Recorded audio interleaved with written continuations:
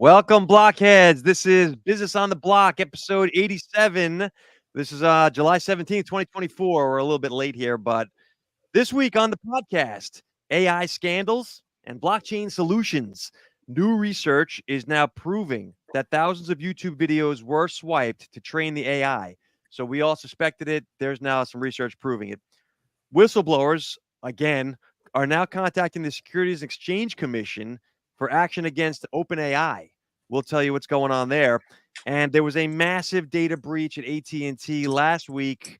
If that is now becoming the potential use case for blockchain, according to DeFi insiders. We'll explain that as well. Business on the Block is the latest in digital business, AI, and blockchain. We'll tell you what's happening, what it means, and how you can profit from it.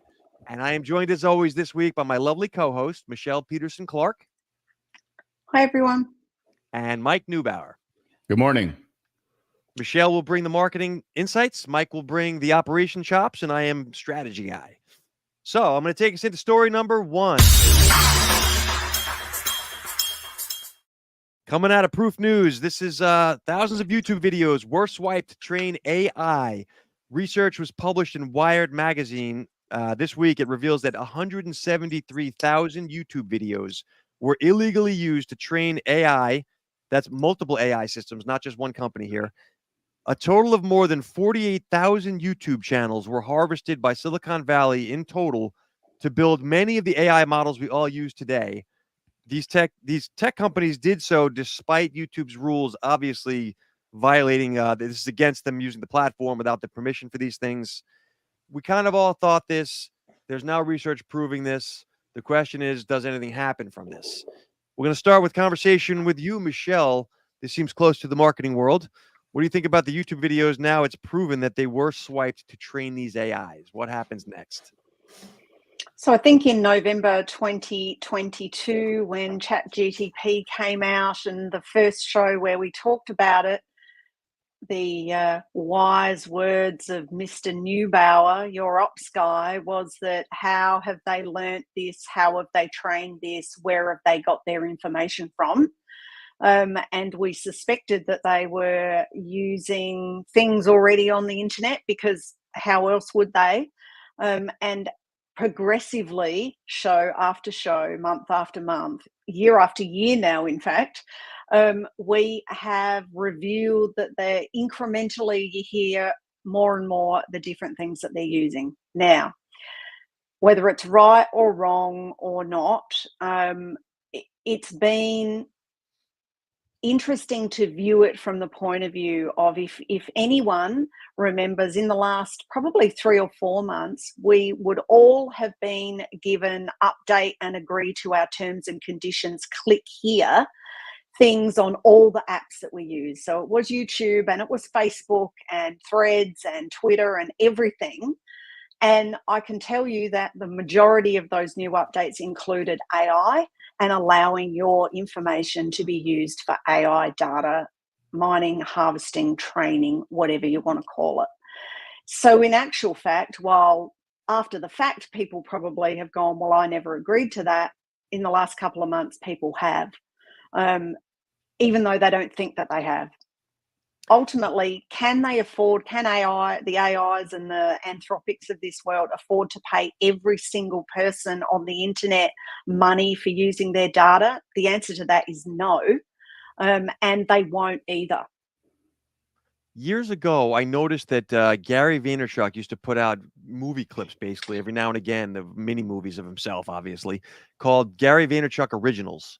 And I was thinking of that, like, when I read this story, I'm thinking, how many of these big creators, the really big guys, the Tom Bilyeu's, Impact Theory, these folks are not going to want, they have the means to go after and make a problem for these companies.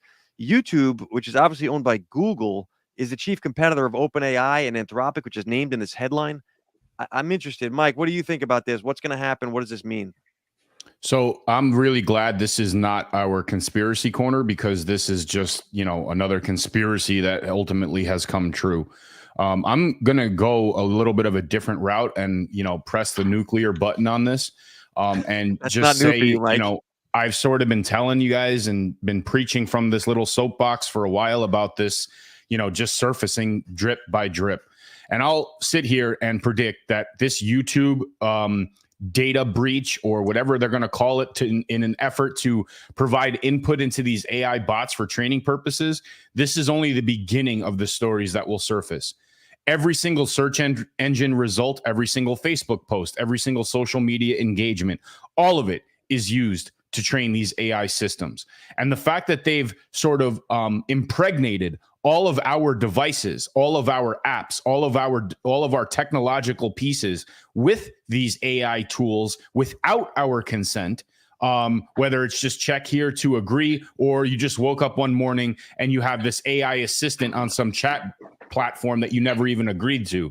All of this is intended to just siphon out all of your data and information and your engagement online in an effort to try to train and make these systems a little bit more, let's just say, user-friendly, the app that makes people waffles, whatever analogy you want to use. But the bottom line here is that, again, I've stressed this on this show many times. If we went to a street corner and we polled 10 people and said, how many people want their data to be private? 10 out of 10 would say me, but Yes. 10 out of 10 have no clue what that means. Okay. Yeah. The sheer fact of their engagement on any internet related system right now, any connectivity on any device is monitored, segmented, and resold. And these AI systems are going to make sure that that happens faster without people's knowledge. So you're not safe on anything that you do on the internet anymore. I don't think you ever were, but I think more so now, because it's not a system that somebody built that is literally monitoring it. You have this self-learning system that is designed to pick up these algorithms, pick up these trends, and really decide, okay, how is it going to be the best possible way to segment this type of user and resell that for whatever profit. And frankly, the way that we're going to segment this story into some of the other things that we're going to cover, there's people that are really concerned behind the scenes about all this, right? The invasion of privacy, the invasion of user engagement, all of this is intended to either reshape the way that we view the internet and absorb information, or worse, manufacture it. So, Mike, I got a couple of thoughts on this. Number one, you're right. You've been calling this for a long time, and early on, I thought you were a little bit crazy, but you've proven to not be as conspiracy. I am still crazy. Let's not go in that. So this underscores the question. He lives in Florida. Come on. One of the core tenets of this program, back at the beginning, for those longtime listeners will know, goes back to Web3, right? It underscores the question: do you own your data? And in the beginning, we all thought we did. The social platforms made us understand we did not. So today, clearly, nobody owns their data. They all want to your point, Mike. And so the next phase we'll hit is, well, how can I protect my data? And it's not about data protection, by the way. That's not going to sell. What will move people to the next phase is, how can we profit from our own data versus these other companies are profiting off my data? And so that obviously leads to the only potential solution here is a blockchain gateway, where I can actually, and I'm not talking about the three of us, I'm talking about the biggest of the big creators. I'm thinking like a Grant Cardone, a Tony Robbins. These folks are going to want to be able to harvest their own data and build their own chatbots and make their own protective. If I want to go online and talk to, a living or a dead celebrity, right now, whomever builds that thing gets the money. And so that's going to become, as we've seen, with the deceased people reading us our books last week, we're going to start to have the profit motive come into this and be like, well, blockchain is a way to make money from this. It's not just about my data. It's how do I make money? And I think that that's going to move things to the next level. I think some of the couple of the interesting points in the article are about creators like Mr. Beast. Very, very few things of him were used, whereas some of the creators, 800-900 different videos were scraped for information. But one of the things that struck out for me was the paragraph which is under parroting a parrot, where it says Pacman, the creator of the David Pacman Show, was scrolling through TikTok, essentially in the story, was scrolling through TikTok, and he saw a Tucker Carlson video where it was Tucker Carlson's voice, but it was actually word for word and exactly the same as his show, a particular episode that he did, except with Tucker Carlson's voice. And so the only difference was that it clearly was a fake thing because it wasn't Tucker Carlson, it was him that said it. And, he obviously is really concerned about that because, people spend a long time creating their, some of these big creators have spent a long time creating videos. Some of them like, Matt Pat used to spend, 100 hours on making a video. And so they're the types of people who are going to be a bit more concerned about their information being used and then used in fake videos and stuff like that, because which is much easier now with AI than, say me with my little 10-second, here I am down at the shops. Do you want to buy, raspberries or blueberries today? Because there's plenty of creators that do that kind of stuff. So, I think some of those, some of the bits in the article about that are the things where I see longer term, the bigger problems that will occur. I want to point out the unbelievable hypocrisy that these companies are now engaged in. The first company that's on that list is Apple, right? Apple, that company that swore up and down that they got your privacy in their best interest, right? Like it's all about you and your privacy. But now here they are just going in and jacking off on YouTube channels and content that's created by somebody else, violating their terms and conditions. But I also want to talk about the hypocrisy of YouTube. It's YouTube as well. YouTube is Google. Google has their own AI system. You don't think that their channel indirectly violating their own terms and policies are not training Gemini? Of course they are. Yeah, it's all a farce just to be able to say, hey, don't worry, continue to provide your content on our platform because we have your best interest at heart. Meanwhile, the other hand is behind you, taking your wallet out of your pants. So, Mike, I think that, the rules are for other people. More importantly, to Michelle's point, I think that if you're a Mr. Beast who's doing random entertainment, not very informative to help educate and train these algos, right? He's all over the board. I disagree with that. Everything is intended to train these things. I'm not saying they're not going to use it. I'm just saying it's not as effective. If his videos range from last person to take their hands off the car wins it to how big of a swimming pool out of Jello, is not as effective as, say, a Tucker Carlson is the example that Michelle just used, where he's got a mission-based message, whether you agree or not, the guy is going to be preaching and teaching. And an algo can learn that versus. So what if we consider this entire training model, instead of it being trained with information, it's trained on predictive behaviors, right? Yeah, it's trained to understand the trends of what generates people's interests and engagement. That is where I would sit there and disagree with that, because I think that what Mr. Beast provides, even though it's not informative information, it taps into a specific human element that these AI systems can build around using other systems as well. Indirect education. I agree with that. Good point. All right. I'm going to take it. Go ahead. Sorry. No, I was going to say that I think that that's true. And I agree that any content, I think, is open slather at the moment, because if you think about the randomness of the questions that must be typed into ChatGTP or Gemini currently, like what kind of sauce is best for spaghetti bolognese, as opposed to give me the game theory in Matt Pat video number 250, very wide ranging questions would be asked. Therefore, the information they need to learn from needs to also be very wide ranging. That's why I think I agree with Mark. I think it is open slather for anything that is out there. However, interestingly about Mr. Beast, because it's clear, isn't it, that YouTube probably doesn't want to piss him off. Yeah, no doubt about that. Well, they're in deals with him. So well, he got paid. He doesn't care. Well, but they also, Michelle's right, though. I don't know. But here's the dirty little secret. In his agreement, they can't do that. Again, they are clearly not interested in agreements or terms and policies. It doesn't matter what the words say. It doesn't make a difference, because first of all, they can claim that they live in, Uzbekistan, and that's where they're doing it. So come after me from there. But I think that the ability to pretend that your content, no matter what platform you're providing it on, the fact that it's accessible through some technological internet means is protected is very naive at this point. But you Mike, have to understand that every interaction you make is somehow monitored, especially now that these AI systems are embedded in all these devices. I agree with you. But we're at the point where we already know that they're violating every arrangement. They're going to do whatever's in their best interest.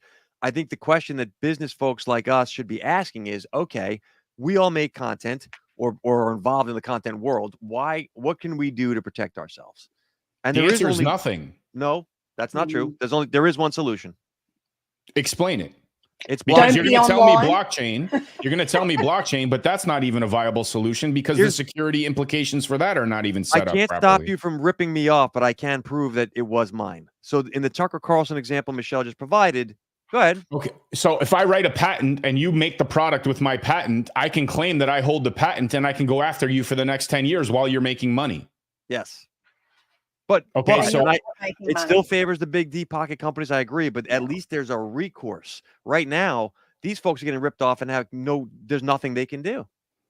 Well, that's always been the case with social media. People thought that social media in specific, and now it's evolved to search engine, but they thought that this was their personal diary. They thought it was their personal library where they can go and search out whatever interests them.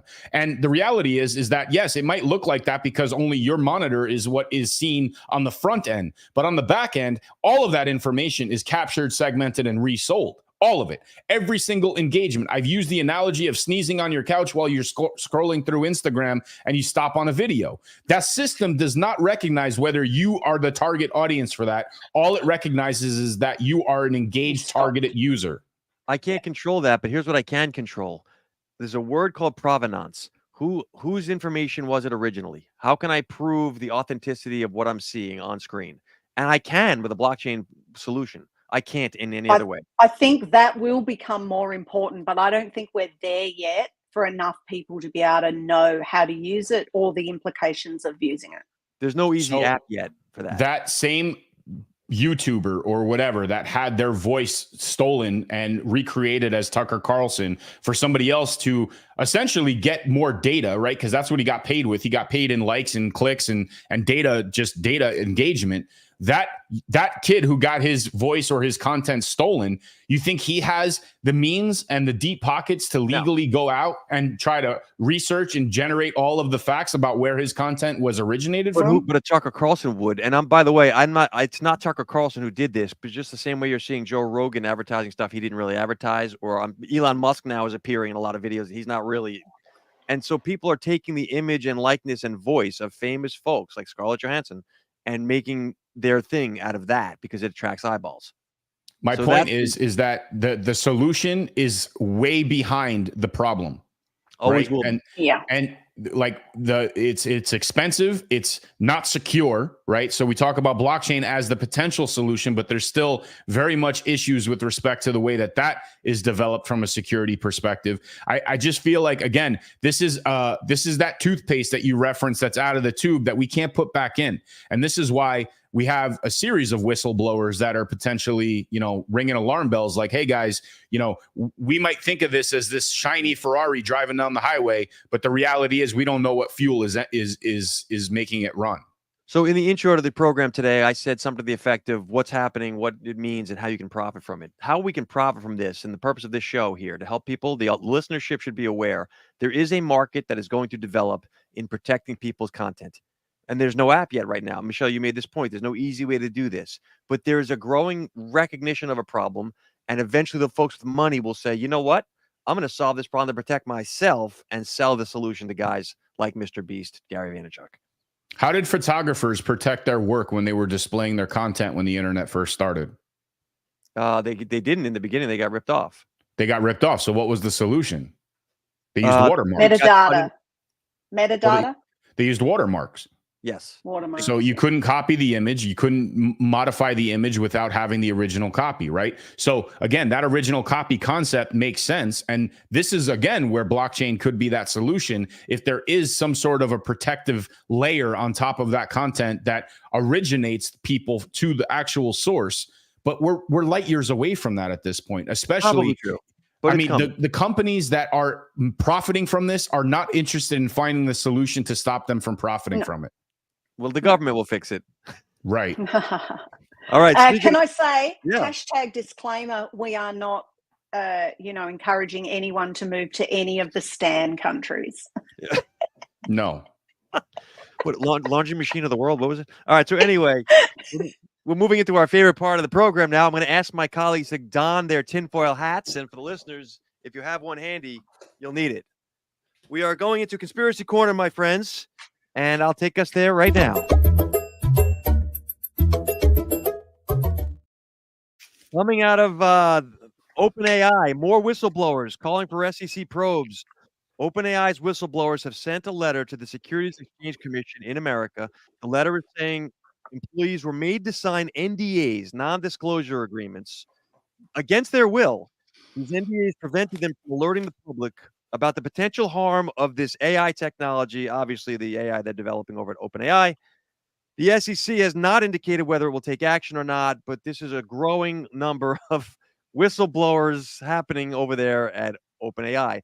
But for those who don't recall, we saw a similar situation with when they shut down the security team a while back, a few weeks ago, maybe a month back.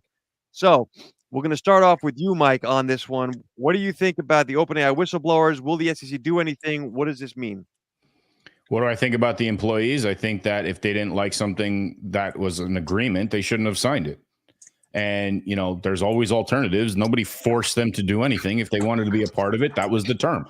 I don't like the terms in my phone contract, but if I want to use it, I got to agree to it, right? I have other options, and that's where this free market concept comes into play. So that part, I totally disagree with them on. I have no sympathy for them whatsoever. As far as the SEC getting involved, again, light years behind any advancement that this is going to take place anyway. And while all this is going on, they're training AI models to combat anything the SEC would throw at them. So in a quick response to that, Mike, Michelle, we'll get you in a moment. But as the American here, you two, you and I, there's a concept of free speech in the United States, and you can't just sign away your rights to free speech.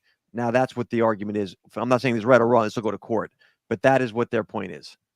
If Michelle, you work for a company, you cannot just sit there and bash it. You cannot disclose things that are proprietary to the company as an employee. All right, we'll get. I'm going to debate you on that after. However, Michelle, I want your thoughts on this. I'm assuming, and I think that this is true, that there is such a thing as the Whistleblowers Act in the US. Certainly, Julian Assange, for example, fell foul of that. If you know who Julian is, Australian journalist who was locked up for a very long time and released recently.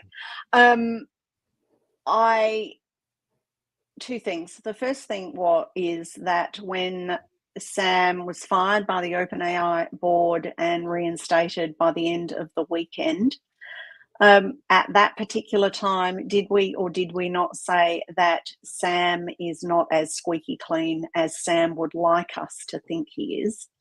I think there's stuff going on. Whether he's involved in all of it or not, I don't know. But there is things going on behind the doors of OpenAI that need to be looked at. I think that ultimately there have been people that have resigned from OpenAI because they don't agree with what's going on, including people who were there from the beginning. And second and thirdly, whatever you do, don't call your kids Sam, because Sam in this world is not a great name to be having. So didn't we read something somewhere along the line this week about Microsoft pulling out some of their assets from OpenAI? Yes, they not did. assets. They don't have a seat on the board anymore. They're distancing themselves. Okay, why? Because we're in conspiracy corner. Why? Because everything is going so well that they don't need to keep an eye on them anymore. Wink, wink. I'm going to say because That's they know what that the story says. There's going to be government action, antitrust specifically, against OpenAI is clearly the dominant force in the AI world, and Microsoft is the dominant force in the software world. So they are sensing what Facebook renamed themselves to Meta for that reason. There's a lot of companies that when they recognize what's going to happen, because Google got whacked for that a while ago. Anyway, I think it's to protect themselves, Mike. Okay, so if there are potential issues on the horizon and they're distancing themselves from that, while I agree that there are whistleblower protections in place, again, we are sort of running into the okay, I'm going to do it, but the solution is miles behind the actual problem, right? So these people can come out and they can claim it. I'm willing to bet that OpenAI has deeper pockets to go after them for that NDA reason, and the ability for those people to protect themselves or to seek that legal protection while the S.E.C and all of these other bureaucratic agencies catch up to what OpenAI is actually doing. That's really where it's going to be problematic. All the while all this is happening, every second of every day around the world, it's feeding into this machine. Right? They're not stopping their operational processes on the reason these people are complaining in the first place or blowing the whistle in the first place. Right? So it's business as usual at OpenAI, just with this, hey, we have a little bit of a hiccup here because people are claiming that we're doing things that, may be security risks or safety risks. We know they are security risks and safety risks. They impregnated all of our devices with all of their tools. Right? It's impossible that these systems are not capturing every activity that we do in our daily existence. Mike, I'm going to go bigger though. I don't think it's about just security and safety risks. I think that this is on the scale, and this sounds extreme, so forgive me, especially to the larger audience here. But in World War II, when the Nazi soldiers were running concentration camps, this is a violation against humanity. And so on that basis, the OpenAI whistleblowers are saying this thing is a threat to humans. Like that, what the tech that they're building inside behind the closed doors, as Michelle explained, is bigger than just we're stealing your data. There's a problem that they are, as members of society, obligated to come forth and can't. And that's the court case. And I don't know, I'm not the judge. I don't know. It'll get played out. But the fact that this is even being discussed, obviously OpenAI and Microsoft are in bed together. And shortly before this all hits the news, Microsoft gets off the board. Okay, so where does this so-called trial take place? Who's the judge? Who makes the determining factor on whether that's authentic or not? Right. Right now, it's the American government, right? The Securities and Exchange Commission is where they went with this, and that is the U.S. Justice okay. system. So that right off the bat creates problems because this isn't a United States solely, issue here. This is a global issue, a humanity issue, as you so put it, right? So if that humanity issue is a real problem, what is the source? What is the power source that fuels this problem from evolving? The answer is information. Yeah. Data, right? It is the data. The data is the gasoline that keeps the engine moving, right? If it is severed from the data itself, it can no longer function. It will be static. And obviously, nobody wants a static technology solution. They want an evolving technology solution. So where all this ends up is yet to be seen. But I don't see anything changing from their operations day to day at this point. Here's a conspiracy angle. Oh, Michelle, you go first. I'll add in a second. I mean, I think that there's two problems that we're probably blurring with this. There's the actual fact that OpenAI required employees to sign employee agreements that did not allow them access to the Whistleblower Act without being penalized or fired or whatever. I think that that's a particular issue. The secondary issue is why they felt they needed to be able to do it. And that's what you guys are talking about now. So there's just that as an employer, OpenAI are not allowing their employees access to a fundamental employment right in America, in Australia, in Europe. And they agreed to it. Probably exists in many, yes. But all I'm saying is that I mean, as Jake in the Bolt Plus said, often if you need a job, you might agree, you might disagree. They might have come to them 6 months after they started working there and said, sign this. But anyway, so there's that. Then there's the fact that what they're doing, and we know that something's going on behind closed doors, because this is not the first time, it will not be the last time, where they are creating something or running things in a way that will risk humanity going forward. Yes. It might not be tomorrow, it might not be next year, it might not be 10 years, but it's going to happen. We're inevitably so on that path.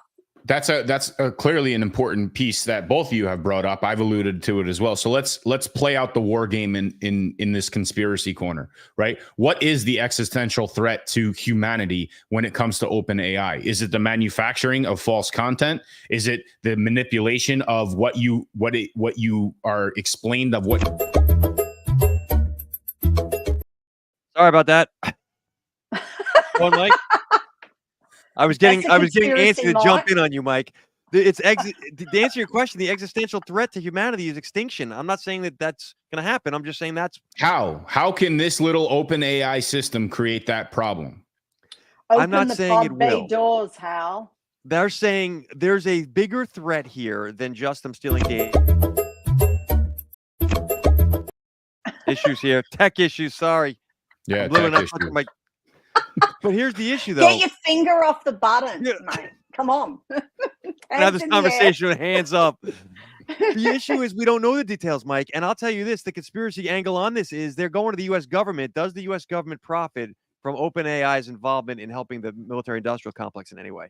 Well, of course, because now they can control whatever narrative they want using this AI system, right? That's the biggest threat to the government, is basically all the shit that they tell us on their propaganda is compatible now in the simple click of a button, right? This community notes concept that's open AI and AI driven, right? So this is the more accurate information than what a Google search will provide, which is human generated manufactured content and spun in a specific way. Donald Trump fell off the stage at a rally, therefore he was rushed off, right? Like things like that, it just won't be tolerated anymore. So there is a big threat to some of these major industrial corporations, media, government. So what I wanted to allude to, though, is let's play out a war scenario where AI actually is this extra, where it is this threat. Can it manufacture a blip on a radar that might be portrayed as a nuclear weapon inbound and therefore force people to,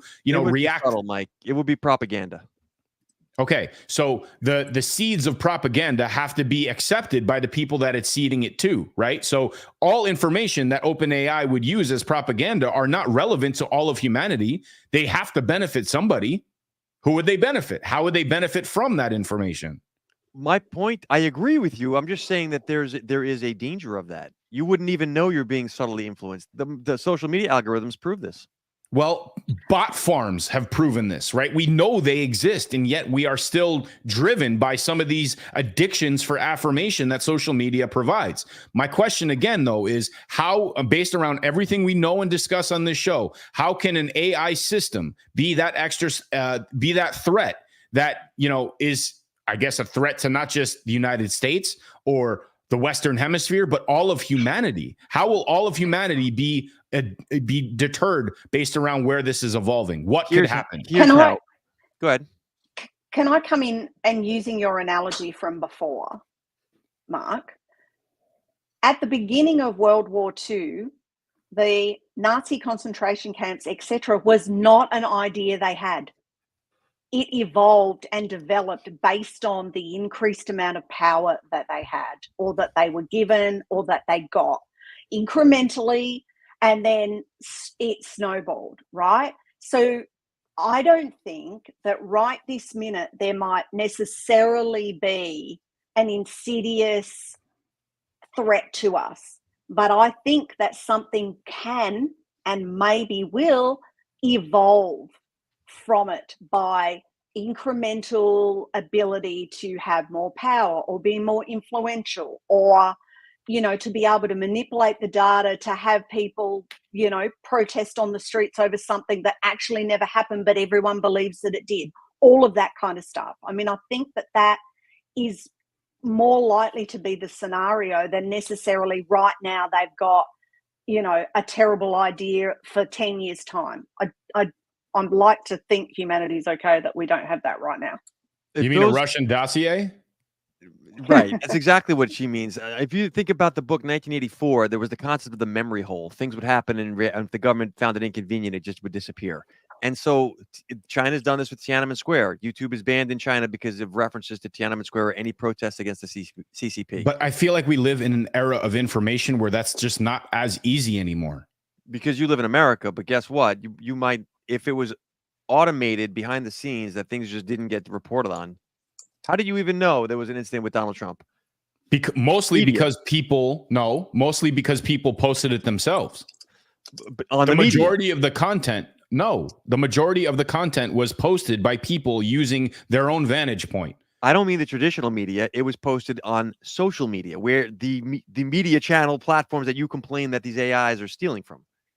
I get that part. So again, if they're stealing that content, can they remanufacture it? The answer is yes, but I feel like there's still that barrier of a human experience understanding what that is. You can't change everybody's mind that was at an event like that, right? You can't convince them that you have to be able to tell a specific story. You can try to spin it after the fact. How many people believe the Earth is flat?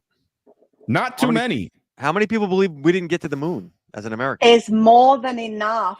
There's more people than you would actually think. I don't disagree. And that's grounds for a debate. But they were not there looking at a flat Earth from space, right? So they were not there with their iPhone posting it to social platforms. They're regurgitating crap that they read or heard about. That's all history is. But that's what the internet is now. It's not history. History is predicated on facts. That's the whole point of a historical. History is told by the victors. Correct. And the victors in this case claim they went to the moon. So if you ask the Indians about the British rule or the American colonists about British rule, you'll get two different versions of history. There's two sides to every story, and then there's the truth. Can we agree on that? Yeah. Okay, so the two sides, one of them may have certain factual components, others may not. But I mean, we're guilty of this in just the most minute constructs, right? If you think back to your birthday when you were 5 and you can picture in your mind what actually you remember happening, it could be completely different from what actually occurred. And your parents could be there to refute that based around your experience versus what their experience is, right? So the memory hole that you're talking about is real. Right. But I also feel like the information that we live in, the information age that we live in, where we can document certain things, recount certain things, and have these pieces of the puzzle built, not from one perspective, but from multiple perspectives, makes the job of what they're trying to do in controlling a narrative much more difficult. I'm going to move this to the business angle on this whole thing. As a business show, I agree with you, Mike. I'm not debating you. I do think that people will start to rethink their AI provider. The way in the old days, the old Apple under Steve Jobs was a pro-individual protecting of privacy versus, say, a Facebook, which everyone knew Mark was looking in your window when you were getting changed. So I feel like they're going to now rethink their AI provider, like an Anthropic, maybe isn't coming from this type of DNA, where an OpenAI is in all kinds of trouble every time you turn around. So I think this might shift the landscape to some degree in terms of the types of people who go for the types of AI. Much like the types of social platforms. Go ahead, Michelle. I mean, think about when the internet first started, there was, like in Australia, there was like 2 providers. That's it. You chose A or B. And usually, because you had your phone, your home phone, your dial rotary phone, as Mike talked about last week, with a particular company. We had ours with Optus, and so we got Optus Internet, right? But now, how many are there? Tons. And basically they all use the same technology, they all do the same thing, and you go to them by offer or bonuses or whatever. So I think that we're in that kind of stage now where OpenAI was the first, then there's all these other ones start coming in, and eventually, there'll be half a dozen maybe, or 10 or 20 in 2 or 3 years' time, and you'll be able to shop around and you might pick them based on some of the things that we've talked about today. Well, you can shop around now. The problem is, as we alluded to over 2 years ago at this point, what is new and what is white labeled from the original source? No one knows. But I think you'll eventually find that information will be more available, and it will become, from a marketing perspective and a business perspective, it will become a selling point as to why you should go to them. But okay, so let's use this is a good segue to the next story. But the T-Mobile uses AT&T towers, If AT&T towers go down, T-Mobile goes down indirectly, right? Yes, So correct. that Same concept everywhere. Yeah, it's a white labeled version of something that already exists. And we've seen that with OpenAI 10 times over. The challenge, though, is who's liable for what? Because if you could start a business, run it immorally, what's stopping you from starting an AI platform that can harvest whatever it wants? And once you get caught, you just disappear into this ether and start up a new one 10 minutes later. Will the SEC do anything about this? They can't. That's my stance on it. They cannot, because they are still light years behind the technology. They can't even figure out a way to control social media yet. Well, they figured out crypto. Wait, never mind. All right. I'm taking us to story number 3. We're gonna leave Conspiracy Corner. Good debate this week. I'm taking us onwards. All right, this is AT&T should have stored their data on the blockchain. For those who weren't aware, a massive data breach at AT&T may have been avoided had they stored their data within the blockchain, according to an executive. On July 12th, hackers accessed data that contained records of calls, texts, and phone numbers of 75% of AT&T's customer base. By storing their data on an immutable ledger and tracking threats in real time, that would have allowed for a rapid response, even possibly before the breach occurred. There's a quote out of this article from Cointelegraph. It takes more than 2 years to report these breaches, so there's no guaranteeing something similar isn't happening right now. I thought this was interesting. We're going to get some thoughts on this. Michelle, we'll start with you. What do you think about what happened at AT&T? I know it's an American company, but you understand the concept here. And would blockchain have been effective, or is it something worth thinking about? Look, and it's happened in Australia in lots of places as well. Optus Network got the same. Even the data, Vic Roads, the data licensing in Victoria, that issue driver's license and motorbike licenses and stuff also was hacked like that. So I think that at this point in time, we need to assume that eventually every company is going to be hacked in some way. Okay? So that has to be a base assumption, because more and more, obviously, when big boys like AT&T get hacked, more people are affected as opposed to, a little operation. My eldest works for a mining company in Australia. They were hacked last week. So, it's going to happen all the time. What the solution is where we need to look. And what Mike alluded to before in the previous story is that while Web3 blockchain may be the answer, that also gets hacked. So, I think that anyone who creates something that's going to be, unhackable and will store people's data securely will be the next unicorn, gazillion, bazillionaire. But if a hack happens in a Web3 blockchain environment, it doesn't take 2 years to figure it out. No, probably not. But I guess it depends what level is. If, obviously, I would imagine, and Mike can correct us and me if I'm wrong about this, like when someone has their wallet hacked, all their information and whatever it is that all the NFTs they own or anything that they've got is on a particular wallet. Whereas if people's information is stored on the blockchain, that could be over multiple servers in multiple locations. So it may not be as, as disastrous, but that would depend on how the data is stored. If one piece of the blockchain has multiple people, or if it's one piece per person, all of that stuff. Mike can explain that a bit better. Mike, what do you think about this? Should they have stored their data on the blockchain? Would it have mattered?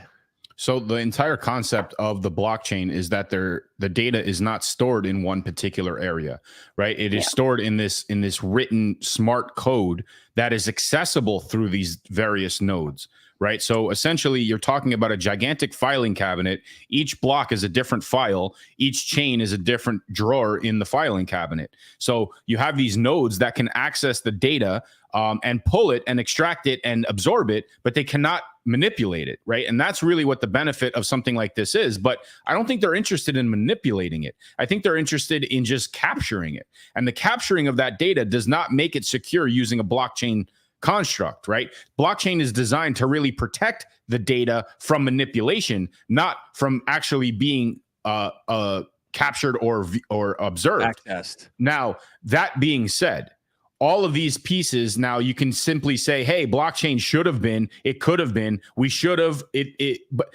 these breaches have been happening like for a long time, much longer than most people realize because, again, of the delay that it takes to happen.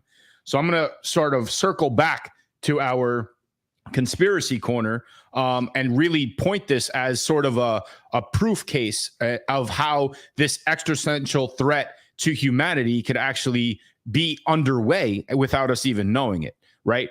These AI systems can easily hack into these types of data breaches, right? And we don't need to know it. It's not going to be traceable. These AI systems can be spread out over a series of VPNs. They can even be spread out over a series of different digital wallets, right? We have no clue. But these AI systems happen so fast, in a blink of an eye, that it's going to take them 2 years to capture them. Those AI systems are going to be long disintegrated and basically smelted back down into the system again before we even figure out what's happening. Meanwhile, all that data is accessible. All that data is out there. You know, it's funny because I had a buddy like that I was talking to, and he's like, you know, have you ever thought, you know, when you're dead, what people would think of if they looked in your phone? And I'm thinking to myself, and I'm like, well, I really don't have anything crazy in my phone, but you know, that makes me ask a lot of questions about you, but what are you actually referring to? And he's like, man, I'm just like, you know, I'm looking up photos and links of things that I sent to people over 10 years ago that are stored in my profile. And all that information is accessible to people. When there's a data breach like this, every single bit of content is accessible to those types of people. Now, it's not just textual-based content. We have image recognition and video recognition software that is designed to train all of these systems on how to target that user even further based around their search history and their interaction with the internet. I got 2 points I want to add to that, Mike. Number one, you made a good point about blockchain accessing the data versus altering the data. Blockchain protects you from altering the data. That's what blockchain is for. It doesn't stop the accessing of data, right? It's not a cybersecurity feature. So that's a good point. Number two, I do like the concept that everything about you will ever click, look, or send or receive is reproducible now. It will be. Your kids especially, and by the time they're our age, you can recreate someone's entire life online. And that, in my mind, will force people to live a better life. Meaning, you're not going to make the decisions to go get drunk at the bar and do stupid things when you know all of this stuff is trackable, traceable, and reproducible. So I think that humanity ends up in a better place because of it. But we're going to go through that uncomfortable adjustment period of, yeah, this is what people are really like. Yeah, but you don't see the threat in the manufacturing of that content, like the fakeness of what information you're providing in order for some entity or some group to say, well, you actually did this, you posted that, this is your words on your device. Like all of these things are easily breachable at this point, right? And you can set the narrative for things that aren't even true. That's already happening, though. I get that, but my point is that it's going to become a much more consistent issue. And if it's 2 years behind in the reporting, we're only going to see the star explode 10 light years after it already happened. I agree. I just think that I'm okay in the long run with people having to live a more virtuous life because of the tracking capabilities. Now, personal privacy is another thing. I agree that as an American, I think we're entitled to our privacy. That seems to go away. Blockchain isn't a solution for cybercrime, but it is a solution for a better response time for sure. All right. I think it's more of a solution for evidence, but the response time is definitely not going to be. I got a bunch of fluff stories I want to run us through real fast for quick commentary from both of you because I appreciate your guys' insights here. So we're going to rapid fire. Can I just say one thing please. quickly? Have a look at the, sorry, Mike's got rid of it now, but in the stories on the editor's choice on the side, one of them was Coinbase will not mention crypto in 5 years. So I think that is an interesting thing for us to watch because we'll still be doing this show in 5 years, so we'll know. Why would Coinbase not be mentioning crypto in 5 years? I think they mean the word crypto will not be in the narrative. It definitely has some exhaust on it, that word. 1984. Change the language. Yeah. All right. So fluff story number one, Ether ETFs likely to begin trading July 23rd. For those who aren't aware, the SEC here has given preliminary approval to 3 ETFs tied to Ether. This is according to industry sources. BlackRock, Franklin Templeton, and Van Eck will reportedly be the 3 asset managers issuing these. ETF trading in ETH is expected to start Tuesday. Thoughts on this, Mike? Whatever. And Michelle? I was going to say, like, didn't we report on this months and months ago? And like, what has taken them so long? I thought this started straight away. But So here we They're are. just going to manufacture the market like they did with Bitcoin. That's all. They That's approved all they're gonna that do. it was allowable, and now they're actually issuing permission slips to specific companies. So for those who don't know, I used to work on Wall Street. In my mind, this is a way to control the pricing of Ethereum long term. Sure. Going on to story number 2, there's some digital pins of the Paris Olympics mascot that'll be available. So this is our first NFT project for the Olympics, is what we're seeing here. Next week, or rather in a couple of weeks, July 26th, there'll be digital collectibles aiming to capture the spirit of the Olympics. These will be layer 2 off Ethereum. And this interesting piece from this story was that the blockchain for it is designed and created by Coinbase. Mike, love to get your thoughts. Yeah. Yeah, I mean, again, you run into the onboarding scenario where if solutions like this are going to be more plausible, we need digital devices to really have the hardware embedded in order to maximize its effectiveness. I also want to, just point out that there's a lot of people that go to these things every 4 years or every 2 years, and they have extensive pin collections. So I really hope this does not replace that type of collection, because people have been doing that since the beginning of the Olympics. Michelle? They do have a normal pin. Yes. This is to cater for the people who are digitally aware. Right. All right. We're going to speed round story number 3. Pro-crypto senator chosen as Donald Trump's vice presidential candidate in America. Donald Trump has chosen a crypto-friendly senator as his VP candidate. J.D. Vance is a Republican from Ohio who holds $250,000 worth of Bitcoin. I thought that was interesting for obvious reasons.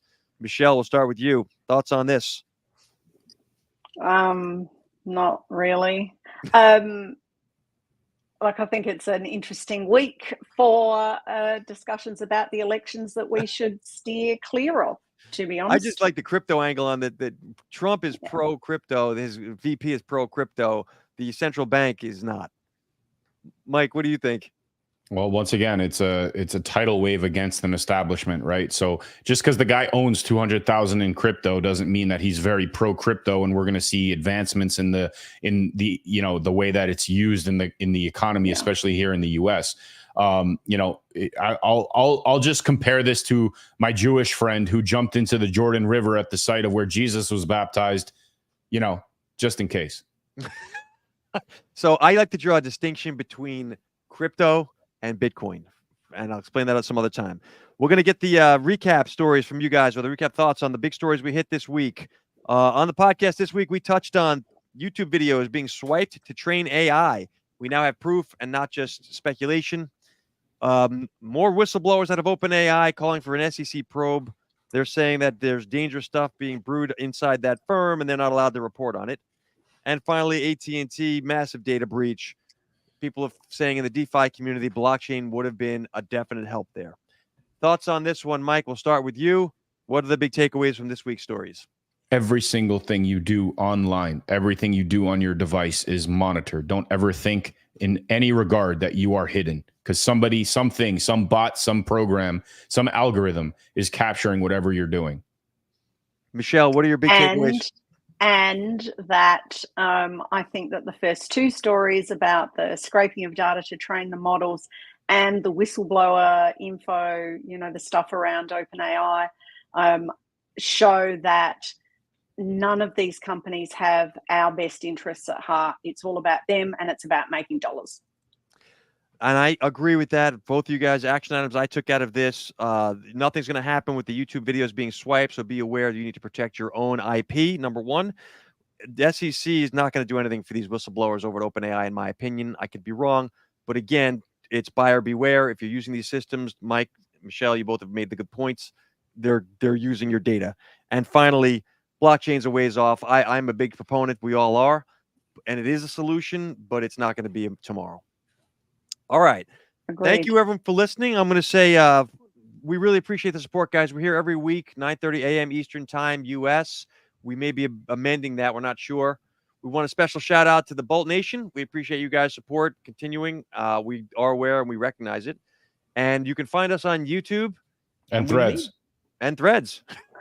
That's a callback. And thanks to Mitch Jackson today for being in the LinkedIn feed. Yeah, so Mitch is an unbelievable partner, supporter.